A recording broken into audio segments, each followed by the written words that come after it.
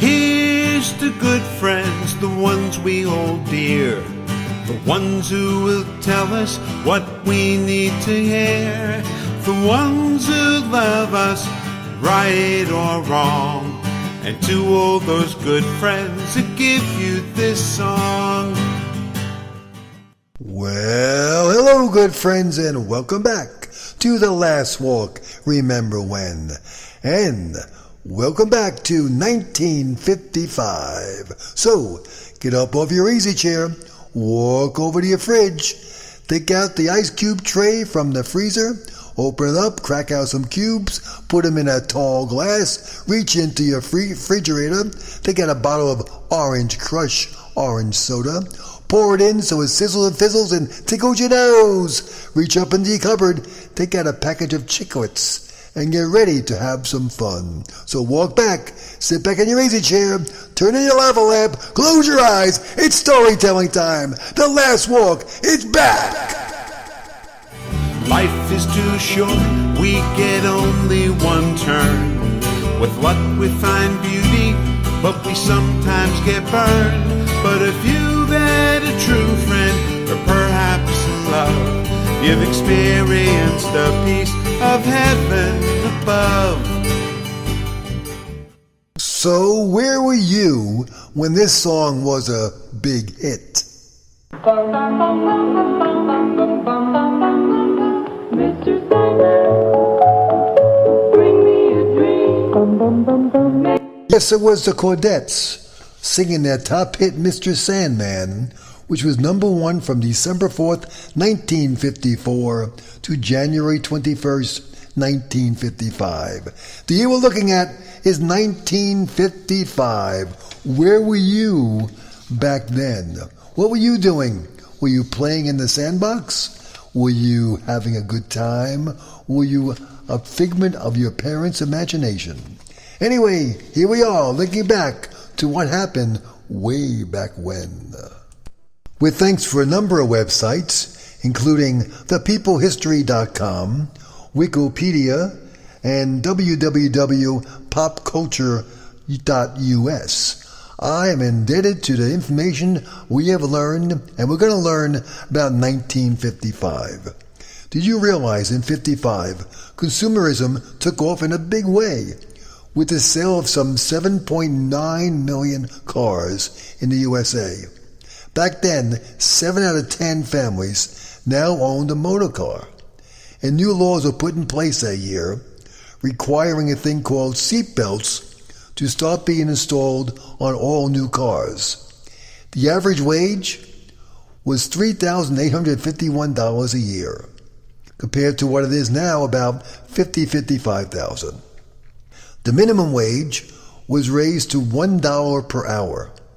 The first McDonald's was erected in 1955, and more fast foods, I remember Weston's, and TV dinners, remember those Stofers, were appearing, including fish fingers.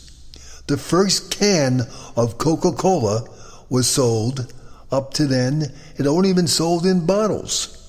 And rock and roll music continued to grow in popularity, with guys like Elvis Presley, Bill Haley and the Comets, Chuck Berry, and the Platters. And young men's fashion matched the times with pink shirts and charcoal gray suits. It was 1955. 1, 2, 3 o'clock, 4 o'clock, rock. 5, 6, 7 o'clock, 8 o'clock, rock. 9, 10, 11 o'clock, 12 o'clock, rock. We're gonna rock around the clock tonight. I remember going to Weston's for 15 cents, and McDonald's sold their cheeseburger for 19 cents. A pound of fish cod, 29 cents. And the population of the world, 2,184 million people. Now it's 7.3 billion people.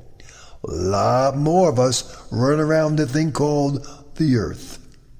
And the TV remote control, the thing that we all crave to have, because we were the living remote controls for our parents, was finally invented, as was a thing we called the microwave oven.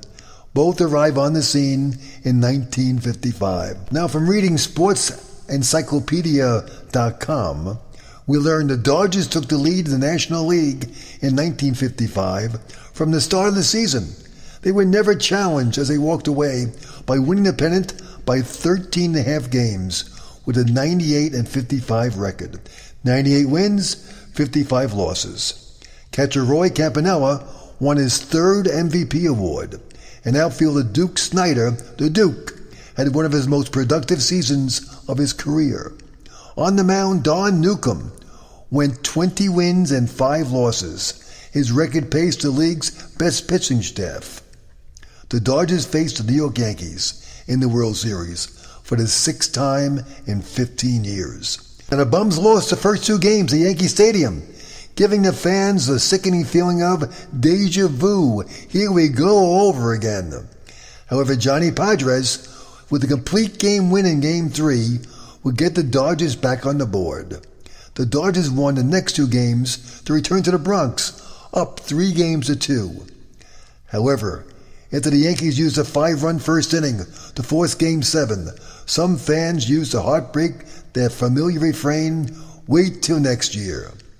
Game 7 was to be started by Johnny Padres, who already shut out the Yankees, as we said earlier in the series.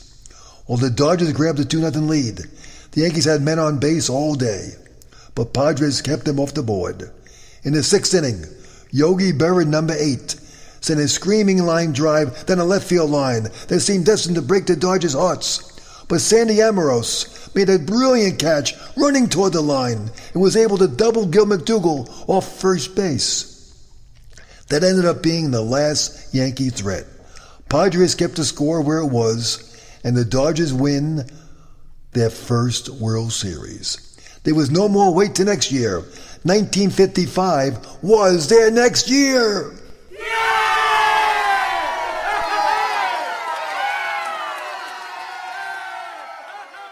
Now in football, the 1955 season began in a rough fashion for the Cleveland Browns, as was the 2017-18 season.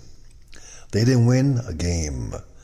Back then, the defending world champions lost the home opener 27-17 to the Washington Redskins, who would have their best season in a decade by finishing second in the Eastern Conference at 8-4.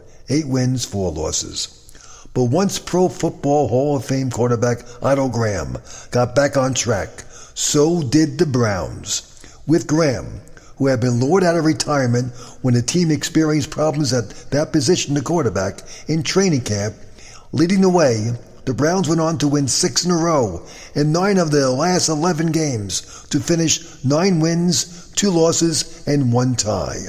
And they captured a conference title for the 6th straight year. The Browns then blasted the host Los Angeles Rams 38-14 in the league title game, after which Otto Graham finally retired again, this time for good, ending the club's remarkable first decade of existence, in which it played in the league championship contest all 10 times and won 7 crowns. Now we learn on NBA.com the 1955 NBA champion, the team was the Syracuse Nationals. Now there's 2 names on that team I recognize. One, you may as well. One's Dolph Schayes and one Johnny Kerr. If I recall, Johnny Kerr had a really sweet shot, and Dolph Schayes is a legend. Anyway, the Nationals moved out of Syracuse when 2 businessmen in 1963 from Philadelphia bought the franchise, and they became the Philadelphia 76ers.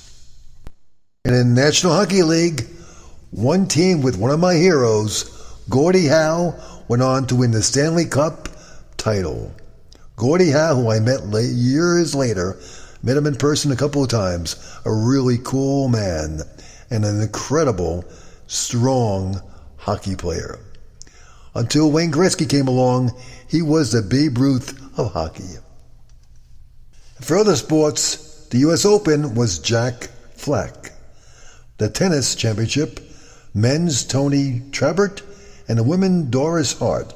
And the same Tony Trabert won Wimbledon, and a woman named Louise Bro won the Wimbledon Ladies Championship. In football, the NCAA football champs were Oklahoma. the NCAA basketball champs, San Francisco.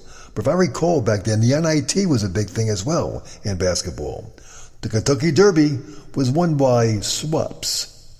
Now, with new names came up on that year, new people popped onto the stage and screen who became very famous. Bridget Bardot, Dorothy Dandridge, Joan Davis, Doris Day, Anita Ekberg, Anne Francis, Ava Gardner, Audrey Hepburn, Jennifer Jones, Grace Kelly, Julie London, Sophia Loren, Jane Mansfield, Audrey Meadows, Marilyn Monroe, Julie Newmar, Kim Novak, Elizabeth Taylor, Lana Turner, and Jane Wyatt.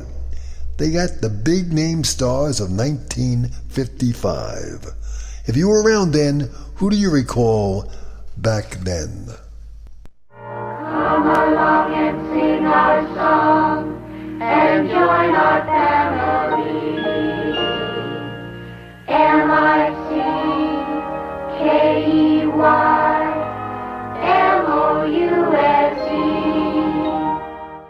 If you were like me and many other kids, when you came home from school or if you didn't go to school, you were glued to the TV set to watch the start of the Mickey Mouse Show and the Mouseketeers and Annette Funicello and a guy named Bobby. That was a wonderful show that started in 1955. Edward R. Murrow was also a big guy on TV, and he once asked Jonas Salk who owned the patent to the polio vaccine. His response was, "Well, the people, I would say. There is no patent. Could you patent the sun?" And that was the year we all got our polio shots. It came out in 1955. The Time magazine Man of the Year was a gentleman who ran GM. He brought about new models for a number of years. His name was Harlow Curtis. I never heard of him. I heard of Henry Ford, Lee Iacocca, people like that, and the Ford Mustang that Lee did, and the Chryslers he did. But Harlow Curtis was a Man of the Year from Time magazine for what he did for GM. Miss America later became a Lady Anne Barnaby Jones, was Lee Merriweather, and Miss USA was Carleen King Johnson. And on December 1st of 1955, a woman named Rosa Parks refused to give her a bus seat to a white man in Montgomery, Alabama. A national hero, the amazing Rosa Parks.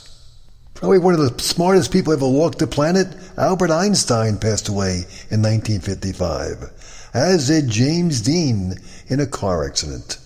We all watching Fess Parker wearing his Davy Crockett hat and wearing those clothes to school with those leather strings around the back of the jacket, and the kids in front of you would pull them down and break them off, but the song was oh so cool. Born on a mountaintop in Tennessee, greenest state in the land of the free. Raised in the woods so he knew every tree. Killed him a bar when he was only 3. Davy Crockett, king of the wild frontier. And the top TV shows from 1955, way back when. Number 10, I've Got a Secret. Number 9, The Millionaire. Number 8, Dragnet. Number 7, You Bet Your Life. Number 6, December Bride. Number 5, The Jack Benny Show. Number 4, Disneyland. Number 3, The Ed Sullivan Show. Number 2, I Love Lucy. And number 1, The $64,000 Question. And the top music from 1955, The Codettes, Mr. Sandman. Joan Weber, Let Me Go, Lover.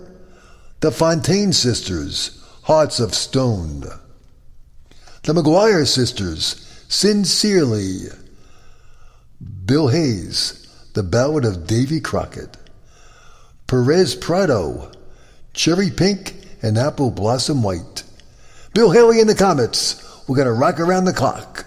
Mitch Miller, The Yellow Rose of Texas, which you hear if you go to the Arlington Stadium for the Rangers. The Four Aces, Love is a Many Splendid Thing. Roger Williams, Autumn Leaves, and Tennessee Ernie Ford, 16 Tons.